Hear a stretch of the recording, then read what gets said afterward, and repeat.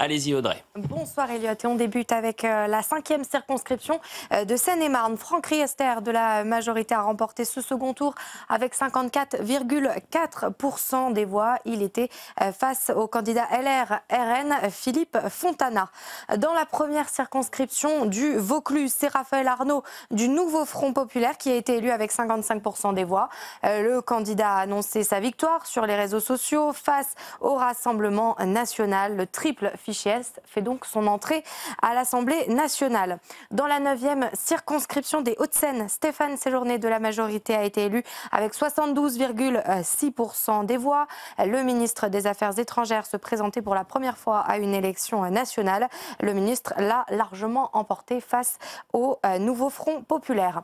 Dans l'Eure-et-Loire, Olivier Marleix, Bérangère Couillard, l'ancienne ministre déléguée chargée de l'égalité entre les femmes et les hommes, a perdu face au candidat du Nouveau Front Populaire. Elle cède donc sa place au socialiste Sébastien Saint-Pasteur qui l'emporte avec 43,8% des voix. Et enfin, dans la première circonscription du Loir-et-Cher, c'est Marc Fesneau qui a été élu avec un peu plus de 60% des voix. Toujours des chiffres qui peuvent évoluer dans la soirée. Merci beaucoup et d'ailleurs Rebonsoir Elliot, on débute avec Gérald Darmanin qui a été réélu dans sa circonscription de Tourcoing dans le Nord. Le ministre de l'Intérieur a été réélu avec 61,4% des voix face à son adversaire du Rassemblement national, Bastien Verbrugge. Dans la première circonscription des Alpes-Maritimes, c'est Éric Ciotti du Parti des Républicains allié au Rassemblement national qui a été élu à un petit peu plus de 45% des voix. Face à lui, il y avait Olivier Salerno du NFP et Greg Monetti de la majorité.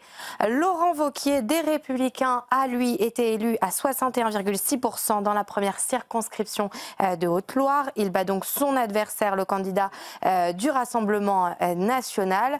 Vous le disiez Elliot, dans la première circonscription de Corrèze, l'ex-président François Hollande a été élu. Il a été élu à 43,1% des voix. Il bat la candidate du Rassemblement national et le député sortant issu des Républicains. Enfin, dans la première circonscription de la Somme, avec 53% tout court des votes, c'est le député sortant François Ruffin de l'Alliance du Nouveau Front Populaire qui a battu la candidate du Rassemblement national. un grand merci Audrey Berthaud, on revient vers... C'est à vous pour un point à 23h54. Oui, il y a les derniers résultats qui nous parviennent. Aurore Berger a été réélue à un peu plus de 49% dans la 10e circonscription des Yvelines.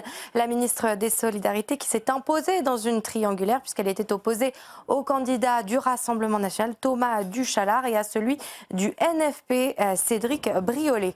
Toujours dans les Yvelines, Yael Braun-Pivet a aussi été réélue avec un peu plus de 49% des voix. L'ancienne présidente de l'Assemblée nationale qui a battu le candidat du NFP et le candidat de l'Alliance LR-RN. Le candidat du Nouveau Front Populaire, Béranger Cernon, arrive en tête dans la 8e circonscription de l'Essonne en battant Nicolas Dupont-Aignan qui perd donc le siège de député qu'il occupait depuis 27 ans.